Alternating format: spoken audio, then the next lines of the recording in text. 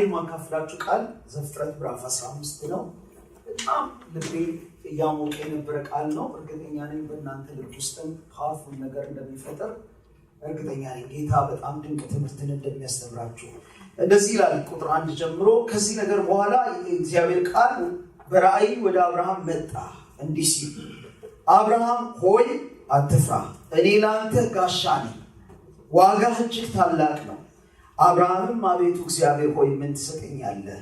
እኔ ያለ ልጅ እሄዳለሁ፣ የቤቴ መጋቢ የደማስቆ ሰው ይህ ኤሊዘር ነው አለ። አብርሃምም ለእኔ ዘር አልሰጠኝም፣ እነሆ በቤት የተወለደ ሰው ይወርሰኛል አለ። እነሆም የእግዚአብሔር ቃል እንዲህ ሲል መጣለት፣ ይህ አይወርስም፣ ነገር ግን ከጉልበት የሚወጣው ይወርስሃል። አሜን። እግዚአብሔር አምላካችን ሆይ በናዝሬቱ በኢየሱስ ስም ቃልን ባርክ። በመንፈስ ከኛ ጋር ሆይ በኢየሱስ ስም አፌን ስከፍት አንተ እንድታስተምር ቃልን እንድትባርክ በኃይል በመካከላችን እንድትመላለስ በኢየሱስ ክርስቶስ ስም ጸልያለሁ።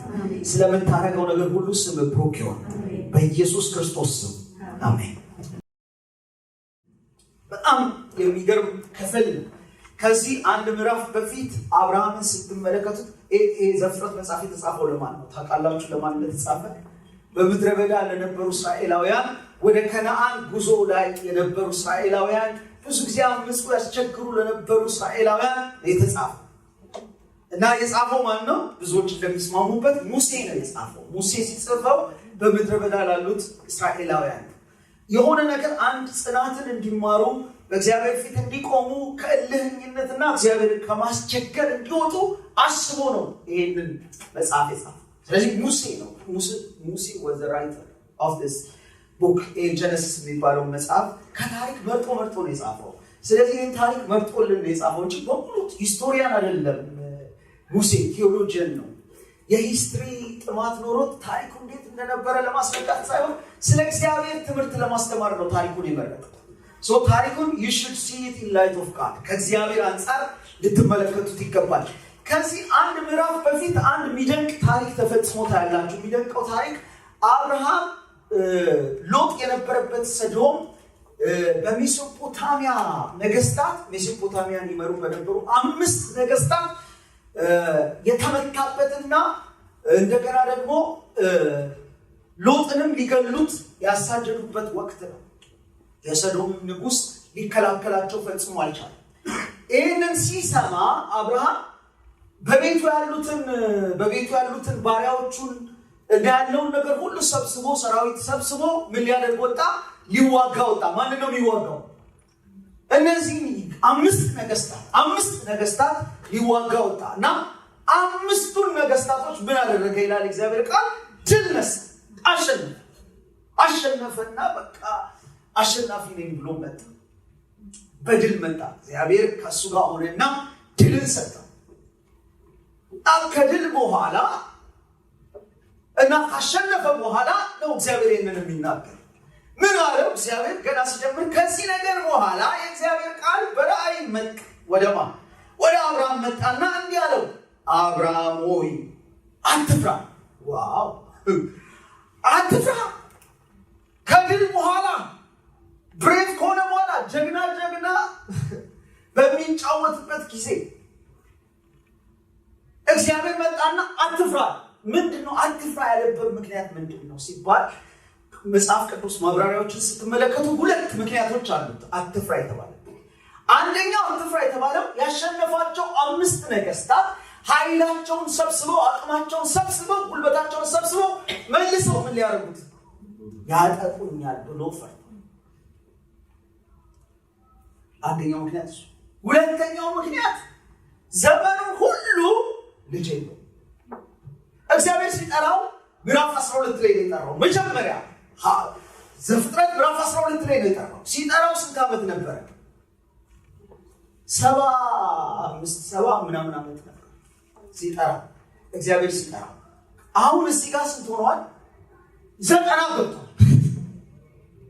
እግዚአብሔር ተስፋ ሰጥቶት ከሀገር ከወገን ከአባት ቤት ተለይተህ እኔ ወደማሳይ ምድር ውጣ፣ ባረካል፣ አሁን ፕለስ ለአሕዛብ ሁሉ በረከት አደርጋለሁ የሚል ትልቅ እግዚአብሔርን ተስፋ ሰምቶ ነበር። ይህ ተስፋ ትልቅ ተስፋ የተሰጠው ሰውዬ ግን ምንድነው? ሚስቱ ባሪያ ናት። በቃ ምንም መውለድ አትችልም፣ ልጅ የለውም። ስለዚህ ከዚህ የተነሳ ፍርሃት ገብቶታል። ሁለት ፍርሃቶች አሉት ውስጥ። አንደኛ በቃ የእግዚአብሔር ተስፋ አይፈጸምም ማለት ነው። ሁለተኛ እነዚህ ነገስታቶች መጥተው ያጠቁኛል። ይሄ ዓለም ድል አድርገንም እኮ ረፍት የለውም። ድል አድርገን ስንጨርስ እስቲ ፍርሃት ሪቬንጅ አለ ብለን እንፈራለን። በቀል ያደርጉብናል ብለን እንፈራለን። ከጌታ ጋር በድል እንሆንና አንዳንድ ጊዜ ህይወታችሁን እንደሱ በጣም እግዚአብሔር ድል በሰጣችሁ ጊዜ አጋንንትን ወድቀው እግዚአብሔር ተአምራት ሰርቶ በህይወታችን ድንቅ ነገሮች ከሰራ በኋላ እስቲ ውስጣችን ፍርሃት አለ። ለምን? ሰይጣን የመልሰው ማጥቃት ይከፍታል። ምኑን ነው ደግሞ መጥቶ ያበላሸው? ስለዚህ ድላችን በምድር እስካለ ድላችን እንኳን ፍርሃት ያለበት ድል። አሁን እንደዚህ አይነት 5 ነገስታትን ያሸነፈ አንበሳ ገዳይ እንደሚባለው በእኛ ሀገር እንደዚህ አይነት ሰው ወፈር ይዞ በቃ ማን ይችለኛል ነው ማለት ያለበት። ዲፕ ዳውን ግን በሰው ሁሉ ውስጥ ምን አለ? ፍርሃት አለ። በድል ማግስት ፍርሃት አለ። ከእግዚአብሔር በላይ የሰው ልብ የሚያቅማን አለ እና አብርሃም ግን አትፍራ፣ ፈርቷል። አሸነፈ እንጂ ድል ነሳ እንጂ ፈሪ ነው። አሁን እናንተ የምትፈሩ አይመስልም። ስትታዩ ጀግና ትመስላላችሁ፣ እኔን ጨምሮ ሁላችን። ግን እነግራችኋለሁ ሁላችንም ፈሪዎች ነው። ከዚህ ውስጥ ጌታ ያረዳው ፍርሃት አንድ አልፎበትም አያውቅም፣ በፍጹም ነካክቶትም አያውቅም። ጀግና የጀግና ዘር ፈሪ ነው። ፈራ ጌታ ምን አለው? ሁሌ እናገረዋለሁ። ሱራፌልን ምሳሌ አድርጌ ልጠቀምና ሱራፌልን መለች አይዞ አትፍራ ብልህና ቢልጌት አይዞ አትፍራ ብልህ እኩል ነው ድምፀቱ? እኩል ነው? አይሆንም በፍጹም። እኔ አትፍራ ብልህ ምን ታምጣለህ ነው ምትለኝ? ቢልጌት አትፍራ ቢልህ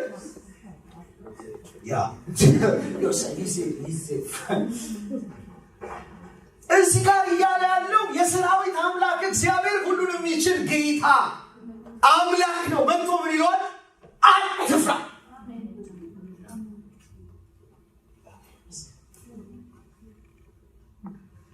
ቅዱሳን እኛን ለመሰሉ ፈሪዎች የእግዚአብሔር ድምፅ በዛሬው ቀን አትፍሩ። ድል ማግኘታችሁ እግዚአብሔር አሜሪካንም አምጥቷችሁ እኔንም አምጥቶ እስቲ ይገፋል። ፑቲንንም እንፈራዋለን። በነገራችን ላይ ከጣለ መጀመሪያ የምንጥለው ዲሲ ነው። ኒውክሊየር ከተኩሰ የመጀመሪያው ማረፊያ እዚህ አካባቢ ተዘጋጁ። ዛሬ ለመርዶ እንደመጣ እሱ ከንሳውን ለመርዶ የመጣው እንደዚህ አይነት ተረብል ፍርሃት ውስጥ ያለ ነገስታቶች ፈርተዋል። ኤቭሪዋን ይፈራል። በታላቅ ፍርሃት ውስጥ ነው። ሽብር ነው በቃ። ይሄ የወደቀው ዓለም ተሰባብሯል፣ ስብራት አለው። ስለዚህ በፍርሃት ነው የሚታወቀው። ልብ ያቀልጣል፣ ያስፈራል።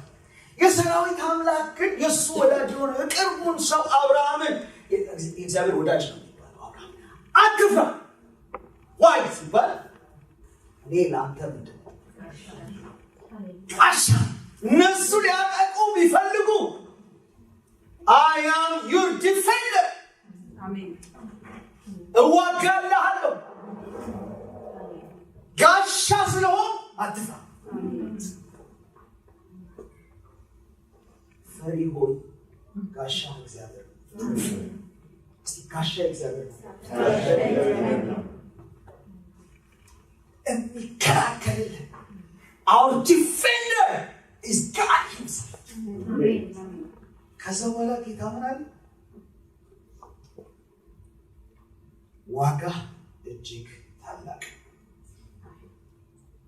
ዋጋ እጅግ ታላቅ ነው የሚለው በሌሎች ትርጉሞች ዋጋ እኔ ነኝ ያለው ጌታ I am your reward በእንግሊዝኛ I am your reward ከድል በኋላ በጥንት ዘመን ከድል በኋላ ምንድነው የሚደረገው? ድል ያደረጉ ይሸለማሉ። አብርሃም ሸላሚ ባይኖረው እግዚአብሔር ምን አለው? ድል ነስተሃል አይደል? I am your reward እሰጥሃለሁ አይደለም ያለው፣ እሸልምሃለሁ አይደለም የሆነ ነገር ያለው። እኔ ራሴ I myself is your reward እኔ ራሴ አንተ ምንድን ነኝ? ዋጋ የሚለው ሽልማት ስጦታ ማለት ትክክለኛው እኔ ራሴ ዋጋ ነኝ።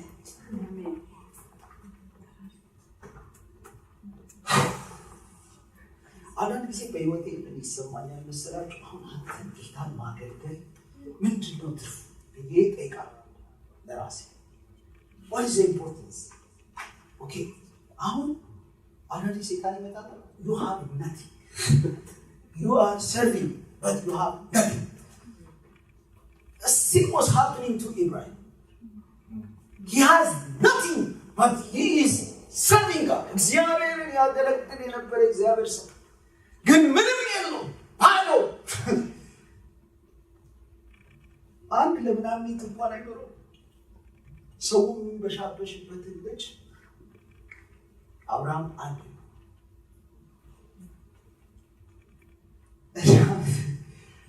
አሁን አለው እግዚአብሔር ምን ትሰጠኛለህ? አንተ ምን ትሰጠኛለህ? የቤቴ ሰው ኤሊዘር የሚባል በቤቴ አለ። እሱ ምን ያደርገኝ? ይወሰኝ። የኔ ነገር የሚወረሰው በማን? በኤሊዘር። ሪያሊቲው የሚነግረኝ እውነታው የሚነግረኝ ነገር ቢኖር በኤሊዘር መወረሴ ሰው ምንድን ነው የምታደርገው? እኔ ብሆን እግዚአብሔር ወይ ለምንድን ነው ታስበች 90 ዓመት ተስፋ ከ70 ዓመት ጀምረህ 20 years ተስፋ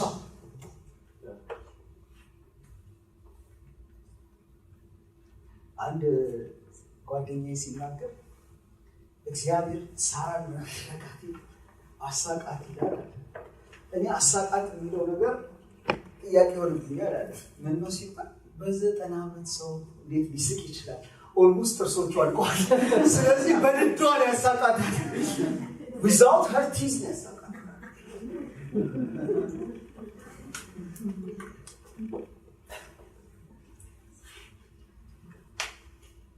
እግዚአብሔር ቢራክለሳ አምረኛ ጌታ ሳብቻ ፋይፍ ላይ እናንተ በጊዜ ባትመጡ በሌግል በጊዜ ጨርሳችሁ እንደ ድሃ ቀብር አጣድፋት ቶሎ ጨርሳታል።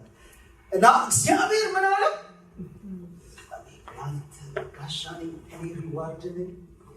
በቃ እኔ ኤሊዘር ነው የሚወርሰኝ። እኔ ተስፋዬ ያለቀ ነው ያከተመ ነው። 90 ደርሻለሁ። አንተ ሁሌ ተስፋ ነው። አንተን መፈለግ ከንቱ ነው። አንተን መጥራት ከንቱ ነው። እግዚአብሔር ምን አለው? የምትፈራው አይወርስም። ወጣቻለሁ የምትፈራው አይወርስም። እግዚአብሔር ያለው ይወርሳል።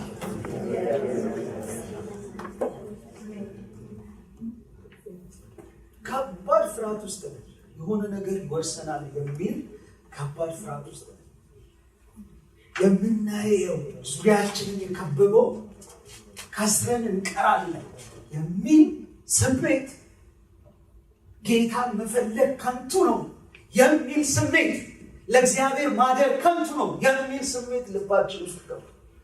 ዋይ? ቢኮዝ እግዚአብሔርን ፈልገን ባዶ ነን። አንድ አገልጋይ ከኔ ጋር አብሮ ያገለግል የነበረ አብረን ወንጌላዊ ነበር። ልጃለ ሲመጣል እግዚአብሔር ታምር ሰርቶ እና አንድ ቀን እየሄድን እያለ ምን አለኝ? ናት ያለኝ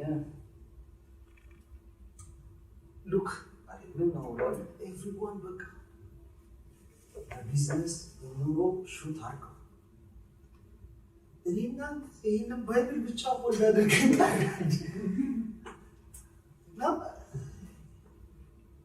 እዚህ ኖርማል ያብድን አልመሰለም። we have to think some other thing የሆነ ነገር ማሰብ አለ።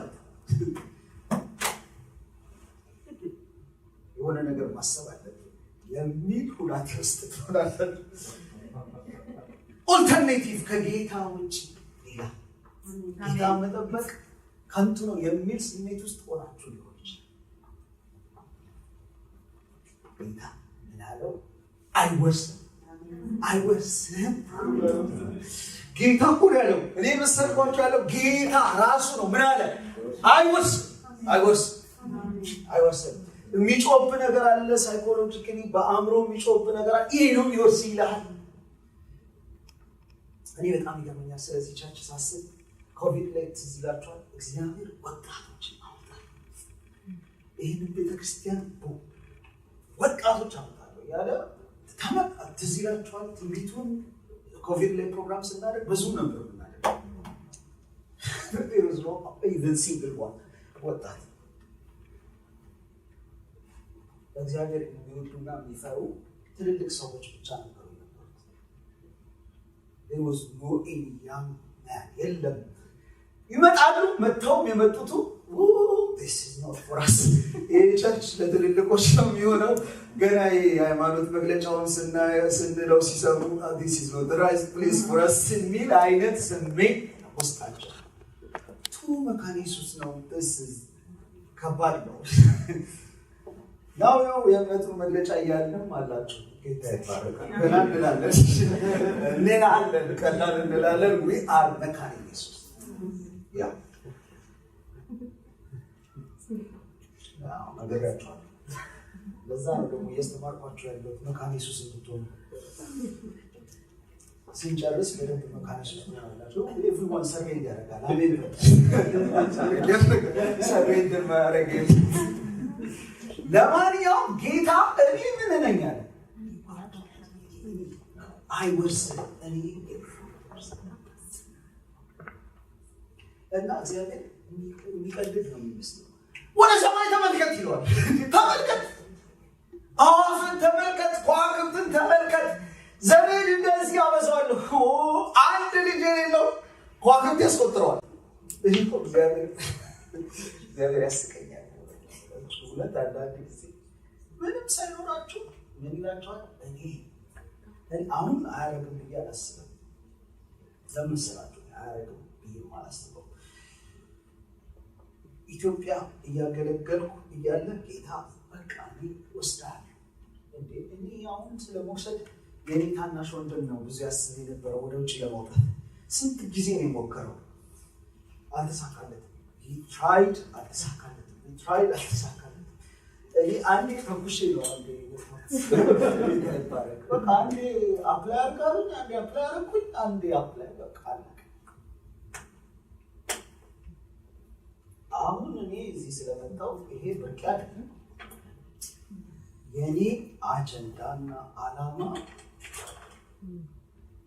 ሰይጣን በሱስ በታላቅ እስራት የያዛቸው ብዙ ወጣቶች ነፃ ወጥተው በዚህ ሀገር ላይ ኢንፍሉዌንስ ማድረግ በፍጹም እኔ አርካ ወለት ጌታ እንደዋለሁ ለዚህ ነገር ተወቃ ለዚህ ነገር ወለም እኔ በቃ I don't want ትንሽ ነገር I want ትልቅ ነገር። እንደ አሜሪካኖች መኪናቸው ትልቅ ነው፣ ነገራቸው ትልቅ ነው።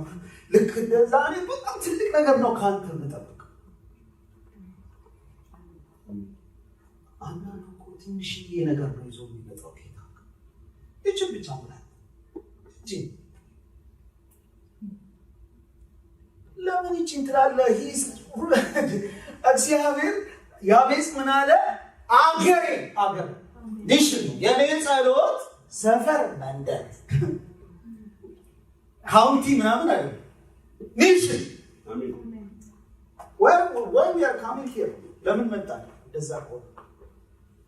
2 ዓመት ነጮቻች አገልግያለሁ አሲስታንት ፓስተር ሆኜ እና እዛ ያገለገልኩ ሁሌ ለራሴ ምንለዋለሁ this is the time of training አሁን በእንግሊዝኛ መስፈር ጀምሬያለሁ። አሜን።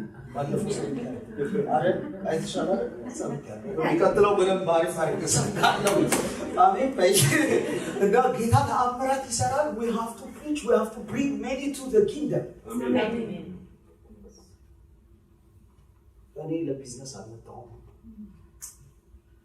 የመጣችሁ ካላችሁ ጌታ ይባርክላችሁ፣ ቢዝነሳችሁ ያብዛላችሁ።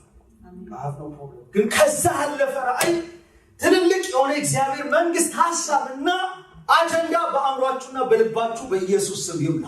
አሜን። ከዛ እግዚአብሔር በቃ ልትቆጥር ትችላለህ። ይሄን ትቆጥራለህ፣ ይሄን ታያለህ፣ ስታሮችን ትመለከታለህ። አሁን እኔ ወሬ አይደለም፣ ኤቪደንስ ነው ያለ ይመስለኝ። አሳይ አረጋ እግዚአብሔር አንድ ነገር አለው። በጣም ይሄ ነገር ቁጥር 9 ላይ እሱም የ3 ዓመት ጊደር፣ የ3 ዓመት ፍየል፣ የ3 ዓመት በግ፣ ዋኖስን በርግብ ያዘልኝ አለው። እነዚህ ሁሉ ወስደህ በየሁለት ክፈላቸው፣ የተከፈለውን በየወገኑ ትይዩ አድርጋቸው አለው እግዚአብሔር። በጣም ነው የሚገርም። እግዚአብሔር ምን አለው? ዛሬ በእውነት እግዚአብሔር አስደናቂ እንደሆነ አሳያችኋለሁ። በዚህ ክፍል ውስጥ ባለፈው ባይብል ስተዲ እየተነጋገረን ነበረ ነው ላስት ፍራይዴ። እግዚአብሔር ምን አለው? አንሸንት ኒር ኢስት መጽሐፍ ቅዱስ በተጻፈበት በዛ ካልቸር ኪዳን ሰዎች ሲያደርጉ ኪዳን የሚገባቡት የነበሩት እንስሳ ያመጡና እንስሳው ይቆረጣል። ሁለት ለሁለት መጀመሪያ ይታረዳል፣ ከዛ ይቆረጣል፣ ይከፈላል። እንስሳው እኩል ለሁለት ይከፈልና እንስሳው ከተከፈለ በኋላ ኪዳን የሚገባቡት ሰዎች እጅ ለእጅ ተያይዘው በዛ በተከፈለው እንስሳ መሃል ያልፋል።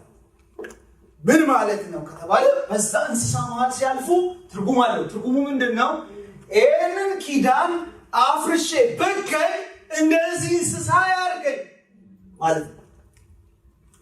እንደዚህ እንስሳ ያርገኝ፣ ኪዳኑን አፍርሼ ብገኝ እኔ ለዚህ ኪዳን ሎያል ነኝ። በቃ ብለድ አለ፣ የተከፈለ የታረደ ትኩስ ሬሳ ነው፣ ደም አለ። በተከፈለው ደም መካከል ያልፋል ተያይዘውቻቸው። ያ በዛ ዘመን ማለት እግዚአብሔር አብርሃም በሚያውቀው በተረዳው መንገድ ኪዳን ሊገባለት ሲፈልግ አምጣውን እንስሳውን አለና ምን አለ? ቁረጠው፣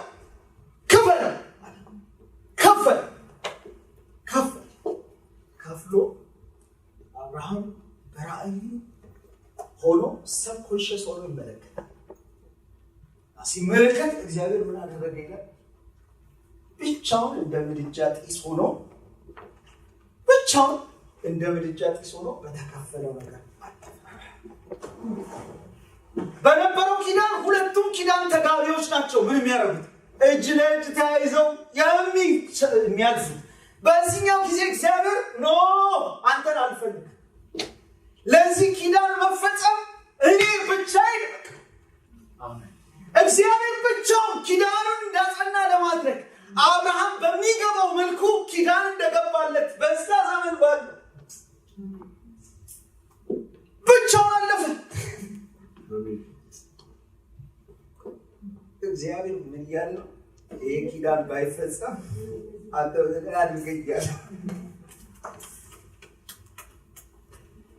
እኔ ልቤን ይነካዋል። በእውነት ነው ብላችሁ እግዚአብሔር ልቤን ይነካዋል። ወርዶ በአብርሃም መንገድ በአብርሃም ወይ ዝቅ ብሎ እሱ ሊገባው በሚችል መልኩ እግዚአብሔር ሁሉን ቻይ ነው ስትሉ እኮ የሆነ ተአምር ሲያደርግ ብቻ አይደለም። ዝቅ ብሎ በእኔ ልክ ራሱን ሲያደርግ ሁሉን ስለሚችል እንጂ እኮ እሱ እኮ ትልቅ ነው። እኔ እኮ በጣም ትንሽ። አብርሃም እኮ ታይኒ ነገር ሶ ታይኒ። እግዚአብሔር ምን ይለዋል? እግዚአብሔር ብቻውን አለፈ። ኪዳኑ ተጀምሮ የሚጸናው በእኔና በእኔ። አሜን። ኪዳኑ አይሻርም። እሰጣለሁ ያልኩት ኪዳን አይሻርም። ጳውሎስ ሮሜ ምዕራፍ 4 ቁጥር 19 ላይ ሲናገር ሙት የሆነው የሳራን ማህፀን ሳይታክት በእምነት ምን አደረገ ይላል? ተመለከተ፣ ፍሬ ያፈራል ብሎ። ከማን የተነሳ? ከእግዚአብሔር ቃል የተነሳ፣ እግዚአብሔር ከገባው ኪዳን የተነሳ። ሙት ነው የሳራ ማህፀን፣ የሞተ ነው፣ ፈርታይል አይደለም። በእምነት በእግዚአብሔር ቃል ሲመለከተው ግን ፍሬያማ እንደሚሆን አመነ። ፍሬያማ ሆነ። ሳይታክት በእምነት በኃይል በእግዚአብሔር ኃይል ታምኖ ተመለከተ። የማይሆንልን ነገር፣ የማንችለው ነገር እግዚአብሔር በሰጠን ተስፋ ቃል ላይ ቆመን ስንመለከተው ይሆናል። እስቲ አሜን በሉ። ይሆናል። የማይሆን የለም። እግዚአብሔር ብለን ብቻችንን አንቀር። ጌታን ፈልጋችሁ ካስራችሁ አንቀር። እኔ ዋጋ ነኝ፣ እኔ ሪዋርድ ነኝ ማለት ይሄ ሂዝ አወር ሪዋርድ። ወርዶ ኪዳን ማለት አለቀ። እኔ ማረጋለሁ። በዚህ ኮቨናንት ውስጥ ዩ አር ፓሲቭ፣ እኔ አክቲቭ። እሺ አንድ ነገር ብለን እንጨርሳለን። የኔ ነገር በውስጥ ጮክ ነው። እግዚአብሔር ተጀምሮ እግዚአብሔር ያልቃል። አሜን።